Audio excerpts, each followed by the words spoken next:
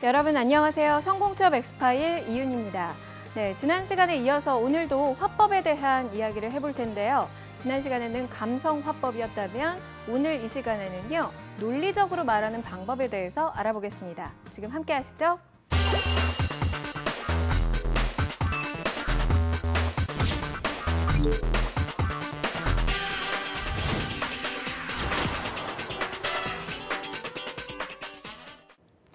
네, 여러분, 제가 지난 시간 알려드린 감성화법 평상시에도 많이 해보셨나요?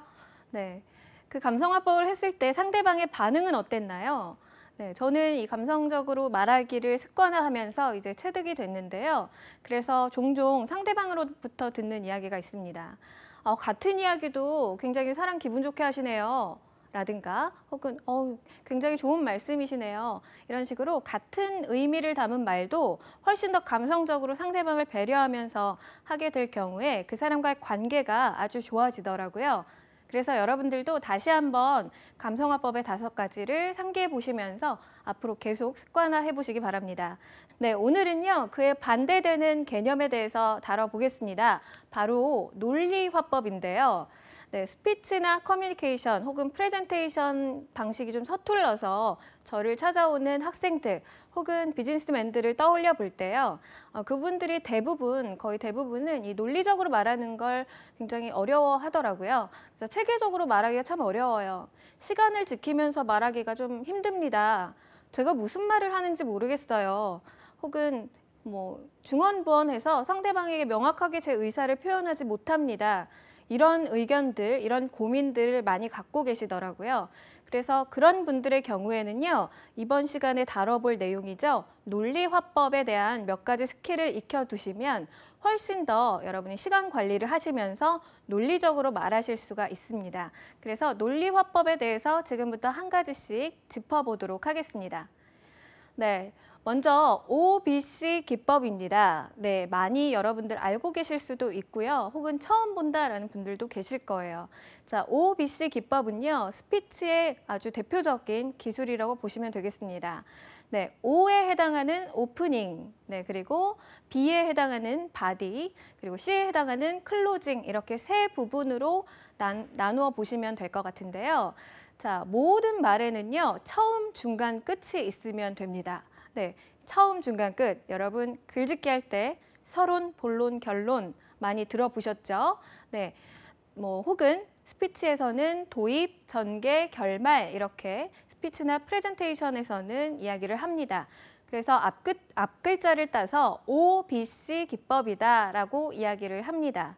그래서 여러분들이 프레젠테이션을 하는 상황이나 혹은 어떤 내용을 보고하거나 브리핑을 할 때 혹은 회의에서 여러분의 의견을 이야기하거나 어떤 안건에 대해서 이야기할 때 또 전화통화할 때 다양한 상황에서 여러분 OBC가 아주 효과적으로 쓰일 수가 있습니다. 네, 서론, 본론, 결론, 처음, 중간, 끝, 도입, 전개, 결말 이렇게 익혀두시면 되겠고요. 자, 그러면 우리가 말을 할 때 가장 첫 부분에서는 어떻게 접근하는 것이 좋을까요? 네, 예를 들어서 어떤 목적을 가지고 상대방에게 설득해야 될 때 한번 예를 들어볼까요? 세일즈맨이 어떤 물건을 판매하기 위해서 상대방에게 제품에 대한 어떤 프레젠테이션, 설명을 해야 될 때 가정해 보겠습니다. 자, 이 제품을 사주세요 라는 것이 목적이 되겠죠. 네, 그러면 첫 부분부터 자, 이 제품 구입하십시오. 좋습니다.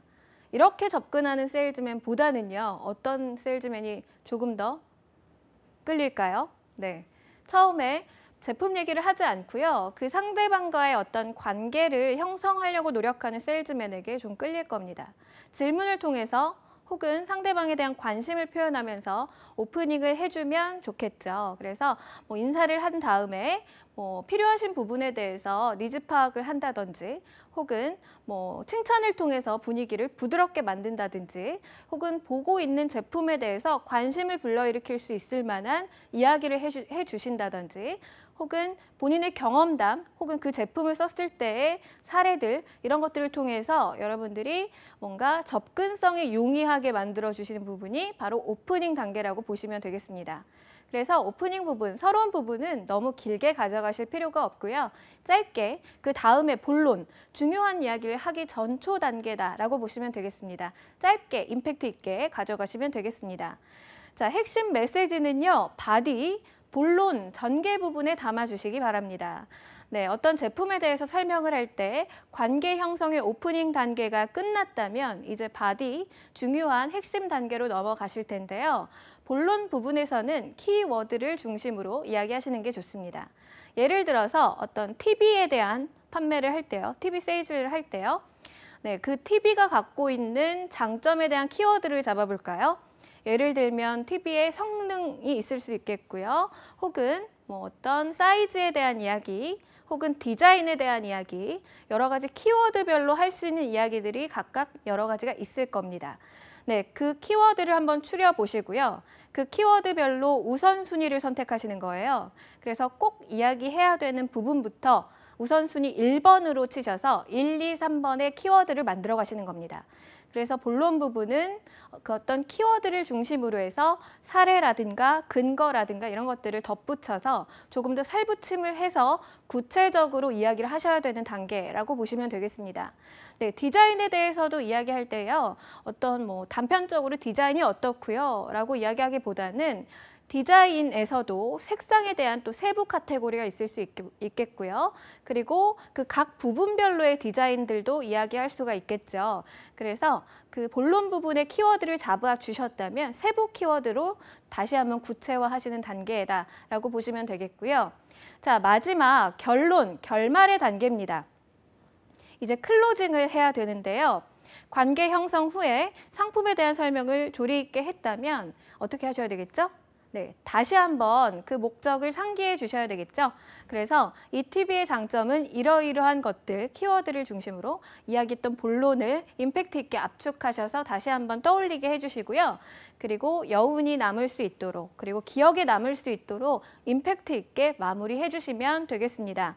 그래서 다시 한번 말하고자 하는 목적을 다시 한번 떠올리게 해주시고요. 그리고 주제문, 아주 중요한 핵심 메시지가 이 클로징 단계에 꼭 들어갈 수 있게끔 배치를 해주시면 되겠습니다.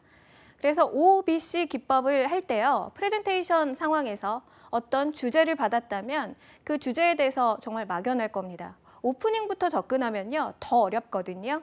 이럴 땐 뭐부터 접근하는 게 좋을까요? 네, OBC 중에서 맨 마지막 단계인 클로징 부분에서 내가 꼭 상대방에게 전하고 싶은 메시지가 무엇인지 그것을 먼저 한 문장으로 뽑아보세요.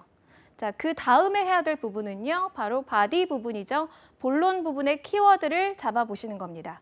그래서 그 결론으로 가기 위한 본론은 근거 또는 사례라고 보시면 될 것 같습니다.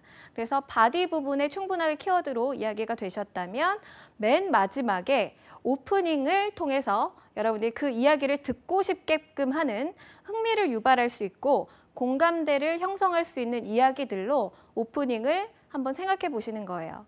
특히 오프닝 부분은요. 아이디어가 많은 사람들일수록 아주 참신하게 접근할 수 있거든요. 그래서 여러분들이 평소에 길을 가다가도 저런 이야기 내가 프레젠테이션에서 한번 접목하면 좋을 것 같은데 혹은 면접에서 저런 이야기를 좀 빗대어 와서 갖고 와서 해도 좋을 것 같은데 이런 이야기들을요. 항상 수첩이나 이런 휴대폰, 스마트폰에 메모해 놓으시면서 본인만의 데이터를 좀 쌓아 놓으시면요. 아주 풍성한 이야기가 되면서도 참신한 오프닝을 가져가실 수가 있습니다. 그래서 그 틀은 여러분 어렵지 않으시죠? 네, 그 틀대로 한번 고민해 보시고요. 오프닝 스킬은 계속적으로 여러분이 학습하시고 훈련하시면서 만들어 가시기 바랍니다. 그래서 OBC 기법, 어떤 말이든지 처음, 중간, 끝이 있어야 한다. 기억하시면서 여러분이 뭔가 체계적으로 말하는 게 좀 서툴다 하시는 분들일수록 내가 OBC를 잘 하고 있는지 다시 한번 생각해 보시기 바랍니다. 근데 OBC가 통하지 않는 예외 상황도 있거든요. 그거에 대해서는 잠시 후에 다시 한번 다뤄보도록 하겠습니다. 네, OBC 전화 통화 시에 이렇게 하시면 되겠습니다. 네, 오프닝 단계에서는요, 인사하시고요. 그 다음에 본인에 대한 짧은 소속과 이름 밝히시면서 소개해 주시면 되겠고요. 상대방이 통화 가능한지 한마디 물어봐 주시고, 그 다음에 간단한 용건에 대해서 말해 주시는 겁니다. 자, 이 프로젝트에 대해서 상의 드리려고 전화 드렸습니다. 이런 식으로 뭔가 용건을 미리 말씀해 주시는 부분, 그래서 상대방의 뒤에 있는 이야기까지 듣고 싶게 만드는 부분, 오프닝이시고요. 그다음에 바디 부분에서는요, 용건에 대해서는요, 이 프로젝트의 어떤 시간적인 부분과 예산적인 부분에 대해서 좀 말씀드리겠습니다라고 이야기하시면서 한 가지씩 키워드를 잡아서 이야기해 주시는 겁니다. 그럴 때는 일방적으로 말하는 것이 아니라 상대방이 잘 이해하고 있는지 계속 체크하시면서 말하시는 부분이 바디 단계다라고 보시면 되겠습니다. 자, 클로징은요, 주요 내용을 다시 한번 강조합니다. 그래서 오늘 논의한 내용은 이렇게 진행하면 될까요? 하면서 다시 한번 내용을 확인해 주시고요. 이 이후에 어떻게 대처하면 좋을지 이후 사항에 대해서도 정리해 주시면서 끝 인사까지 마무리해 주시는 겁니다. 네, 어떤 용건에 대해서 상대방과 전화 통화하는 거 자체가 부담스러우신 분들 은근히 많거든요. 그래서 전화 통화할 때도 간단한 메모를 통해서 클로징 부분에 해야 될 핵심 메시지를 먼저 뽑아 놓으시고요. 그리고 글을 통해서 어떤 근거나 혹은 말해야 될 예 부분들을 바디 부분에 넣으시고 마지막으로 오프닝 단계에서는 다시 한번 관계 형성할 수 있는 인사라든가 상대방에 대한 질문 이런 것들 던지시면서 전체적인 전화 통화가 좀 체계적이면서도 부드럽게 진행될 수 있도록 한번 해보시기 바랍니다. 여러분 평소에 OBC는요. 전화 통화하실 때 많이 실습해 보시고요. 프레젠테이션 연습하실 때에도 어떤 주제를 하나 딱 떠올려 놓고요. 그 주제에 대해서 제한 시간을 한 10분 정도 본인이 갖고 가는 겁니다. 그래서 그 10분 안에 OBC에 대해서 내가 얼마나 구성할 수 있는지, 네, 텍스트로 완벽하게 작성 안 하셔도 되니까요. OBC의 개요표를 계속적으로 반복 훈련해 보시면 네, 좀 쉽게 접근하실 수가 있을 겁니다. 자, 두 번째입니다. 두 번째는요, 레이블링 기법인데요. 제가 전 강의에서 이 부분에 대해서 언급한 적이 있는 것 같습니다. 다시 한번 정리를 해드리면요. 레이블링이라는 것은 우리가 옷 뒤에 붙어 있는 어떤 라벨이라고 하죠. 꼬리표, 레이블 이런 것들을 말하는데요. 어떤 말에 있어서 뭔가 꼬리표를 붙여주는 겁니다. 말하려는 내용의 목차를 정리해주는 효과가 있고요. 그리고 전체적으로 말하기에 앞서서 이런 이야기를 제가 전달해 드리겠습니다. 라고 정리하는 차원에서 목차를 다시 한번 기억하게 해주는 효과도 있습니다. 그게 바로 레이블링 기법인데요. 여러분도 평소에 한번 활용해 보시기 바랍니다. 예를 한번 드려 볼까요? 네, 레이블링의 예는요. 첫 번째, 과거와 현재, 미래에 대해서 순서대로 말씀드리겠습니다. 네, 과거에는 이래 왔고요. 네, 현재는 이렇습니다. 네, 미래는 이런 모습이 아닐까 생각됩니다. 이런 식으로 과거, 현재, 미래에 대한 레이블링을 하셔도 좋고요. 자, 가장 쉬운 것은요. 몇 가지, 몇 번째, 몇 개에 대한 이야기를 할 것인지 수치적으로 이야기를 해주시는 부분이에요. 그래서 네, 주요한 논의사항 3가지에 대해서 지금부터 말씀드리겠습니다. 네, 첫 번째는요. 이러이러한 내용입니다. 자, 두 번째는요. 이러이러한 내용이고요. 그러면 상대방의 마음속은 어떤 생각으로 가득 차 있을까요? 네, 3가지에 대해서 말씀드린다고 했는데 2가지까지 이야기했으니까 이제 1가지 더 이야기하겠구나 라는 어떤 마음의 예상을 하게 됩니다. 그렇게 예상하면서 들을 수 있기 때문에 암묵적으로 서로 간에 말하는 시간을 동의하고 이야기를 진행하실 수도 있고요. 상대방이 이렇게 여기까지 들었으니까 다음은 이런 이야기가 나오겠지라는 것을 기대할 수도 있게 만드는 것이 레이블링입니다. 자, 단순하게는 장점과 단점에 대해서 말씀드리겠습니다. 혹은 내부 상황과 외부 상황에 대해서 나누어 말씀드리겠습니다. 이런 식으로 다양한 레이블링을 한번 사용해 보세요. 네, 여러분 들어보시니까 어떠세요? 네, 보거나 혹은 브리핑 하실 때 레이블링 굉장히 좋은 효과를 낼 수 있겠죠? 네, 중언부언한다거나 뭔가 이야기가 산으로 가지 않게 할 수 있는 이런 레이블링 기법을 통해서 어떤 이야기를 하실 건지 명확하게 처음부터 시작하시고 그 다음에 이야기를 이어가시면 좀 더 효과적으로, 논리적으로 말씀하실 수가 있을 겁니다. 네, 3번째는요. 프렙 기법인데요. PREP, 이니셜을 한번 살펴보겠습니다. 자, 포인트, 요점이고요. 그리고 reason, 이유, example, 예시, 그리고 다시 포인트로 옵니다.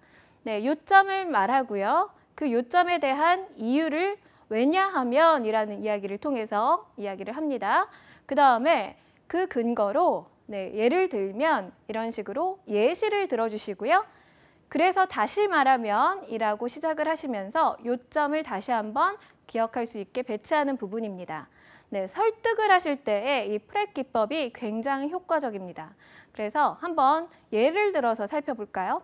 자, 포인트, 요점 보겠습니다. 여러분의 상황에 빗대어서 예시를 한번 들어드릴게요. 자, 저는 성실한 신입사원이 될 가능성이 충분합니다. 네, 포인트예요. 요점입니다. 자, 이제 그 다음 단계는 이유겠죠. 자, 이유는요, 항상 기억이 안 나시면 머릿속에 나는 왜냐하면이라는 말을 반드시 해야겠다라는 것만 기억해 두세요. 그러면 기억이 나실 겁니다. 자, 요점을 말한 다음에는요, 왜냐하면 늘 제게 주어진 일에 대해서 성실하게, 꾸준하게 노력하기 때문입니다. 라고 그 이유를 밝힙니다. 그러면 상대방은 어떤 생각이 들까요? 언제 성실했는데? 꾸준히 노력해서 뭘 이뤄봤는데? 이런 궁금증이 생기겠죠? 자, 그러면 다시 한번 이제 예시로 넘어가겠습니다. 자, 예를 들면 학과 공부를 성실하게 해서 장학금을 매 학기마다 받았고 계획에 따라서 열심히 외국어 공부를 했더니 제가 지금 3개 국어가 가능하게 됐습니다. 이런 식으로 그에 대한 예시를 들어보는 거예요. 꾸준히 노력하고 성실하게 임해서 저는 이런 성취를 얻어본 적이 있습니다. 네, 이런 식으로 예시를 들어본 다음에요. 다시 한번 포인트로 옵니다. 자, 이러한 경험으로 볼 때 저는 신입사원으로서도 성실하게 근무할 것입니다.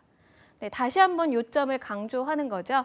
그래서 어떤 주장을 할 때요. 맨 처음에 포인트, 주장만 하고 상대방이 납득해 주기를 원하는 것이 아니라 그 주장에 대한 충분한 이유를 설명하시고요. 그 다음에 그에 대한 예시를 들어주시면서 정말 그랬던 적이 있구나. 혹은 그럴만 하겠는데 이렇게 상대방이 좀 인정할 수 있게끔 하는 것이 프랩 기법이라고 합니다.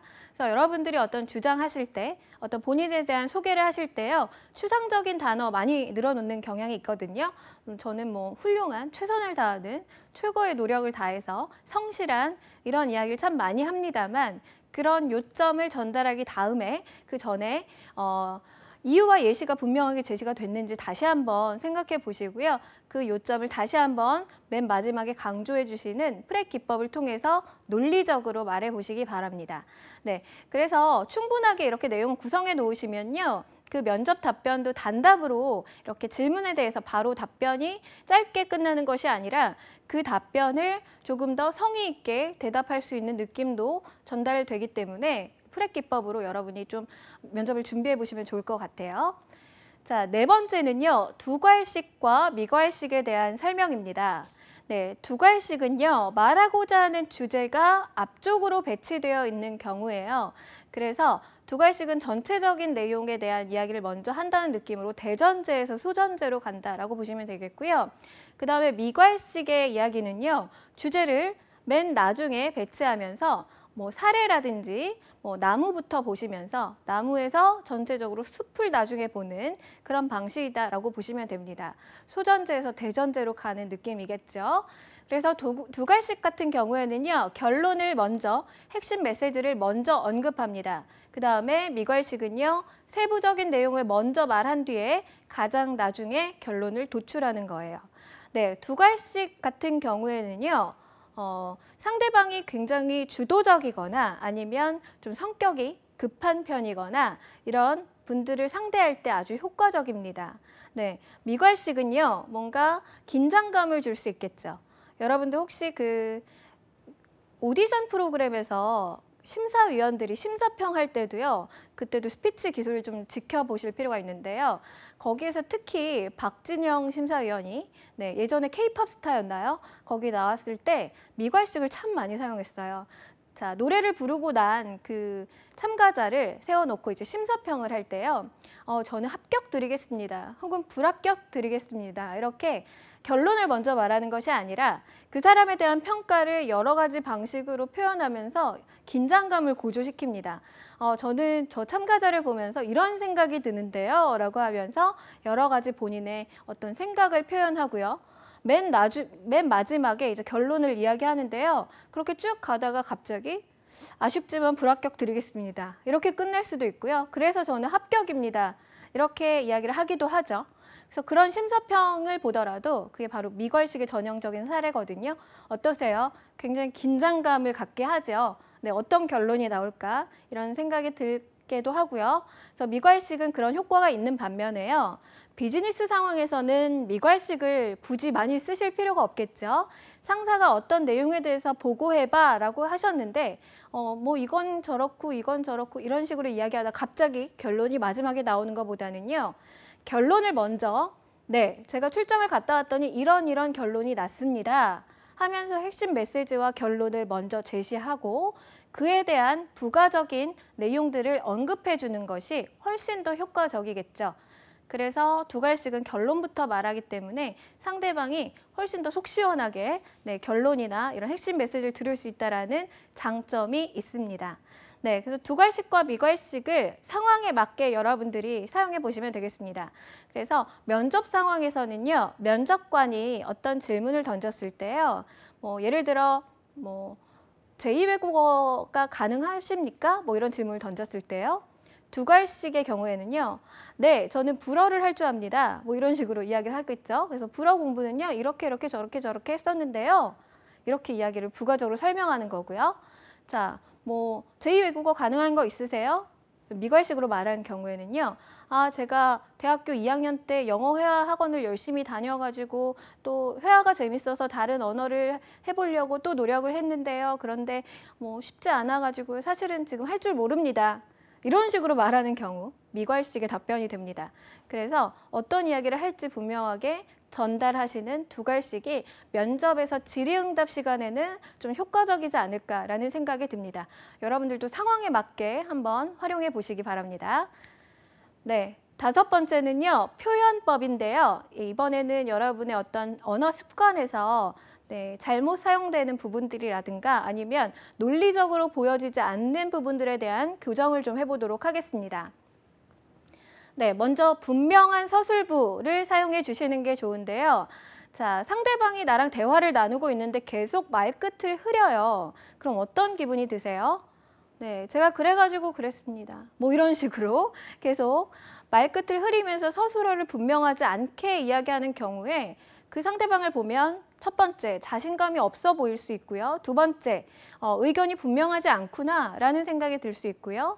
여러 가지 좀 불분명한 느낌을 전달해 줄 수 있기 때문에 여러분이 사용하는 문장의 서술부만 분명하게 끝맺음을 하셔도 훨씬 더 논리적으로 보일 수가 있습니다. 자, 여러분이 많이 사용하고 계시는 면접 화법 중에서요. 자, 뭐뭐인 것 같습니다. 뭐뭐인 것 같다라는 말. 너무 불분명하죠. 그렇다는 건지 아닌지 모호합니다. 뭐뭐일지도 모릅니다. 뭔가 가정하는 듯한 말은 분명하게 여러분의 생각을 어필해 주지 못합니다. 그리고 간투사를 같이 사용하는 거예요. 아마 아무튼 그래가지고 어쨌든 이런 식의 간투사를 같이 곁들여서 뭐뭐 할 수도 있을 것 같습니다. 뭐뭐 할 수도 있을 것 같습니다. 라는 말도 그 의견을 분명하게 전달해 주지 못하죠. 자, 이런 서술부를 한번 교정해 볼까요? 자, 여러분이 뭔가 겸손의 표현으로 의견에 대해서 좀 전달하고 싶을 때는요. 뭐뭐인 것 같습니다. 보다는 뭐뭐라고 생각합니다. 훨씬 더 분명하지 않나요? 네. 그리고 이런 서술어는 어떠세요? 자, 뭐뭐 한 것으로 조사됐습니다. 혹은 뭐뭐라는 우려가 있습니다. 자, 누군가가 이러이러하게 말했습니다. 그리고 뭐뭐라는 의견이 지배적입니다. 그리고 뭐뭐입니다. 뭐뭐합니다. 뭐가 되겠습니다, 됩니다, 이런 분명한 서술부를 사용해 보시면요. 훨씬 더 여러분의 의견을 분명하게 그리고 자신감 있게 표현하실 수가 있습니다. 그래서 두루뭉술한 끝맺음보다는요. 여러분 서술부를 바꾸는 것만으로도 여러분이 전체적인 논리적인 느낌을 갖고 이야기를 하실 수 있다는 점 다시 한번 기억해 보시고요. 자, 그 다음으로는 공신력입니다. 공신력은요.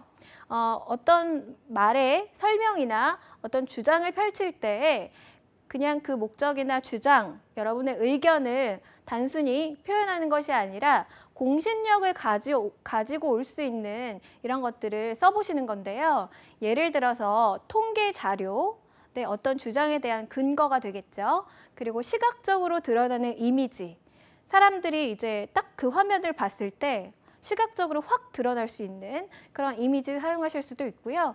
학술지, 논문, 서적, 뭐 이런 저명한 인사들이 쓴 이런 글, 이런 부분에서도 가지고 올 수 있고요. 뉴스나 방송을 통해서 나온 이야기, 그리고 관련된 전문가의 인터뷰, 설문조사, 이런 것들을 말에 곁들여 보시면요.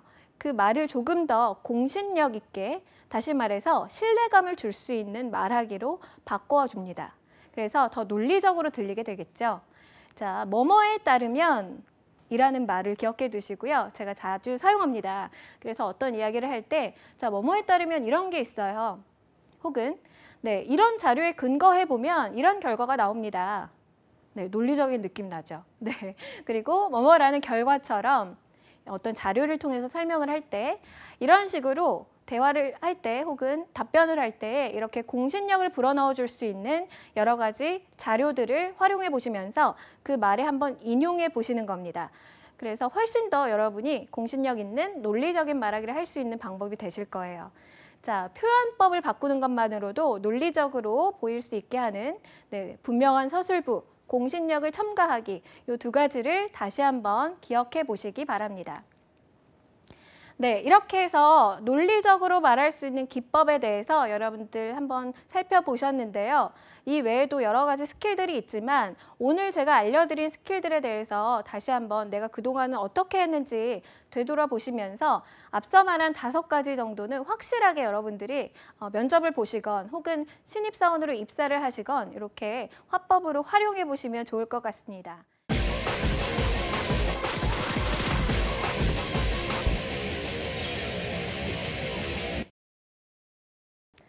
네, 2번의 강의를 통해서 우리 화법에 대한 정리를 해봤습니다. 감성 화법과 논리 화법 기억하시죠?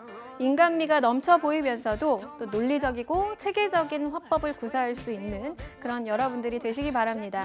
신입사원 교육이라든가 혹은 일반 기업에서 이런 화법에 대한 교육을 따로 할 정도로 커뮤니케이션은 굉장히 중요한 부분입니다. 여러분들도 면접을 준비하시면서 이 부분까지 챙겨보시면 아주 정말 준비된 신입사원으로서 첫 발을 디딜 수가 있을 겁니다. 자, 그러면 다음 강의에서 만날 때까지 여러분 화이팅 하세요.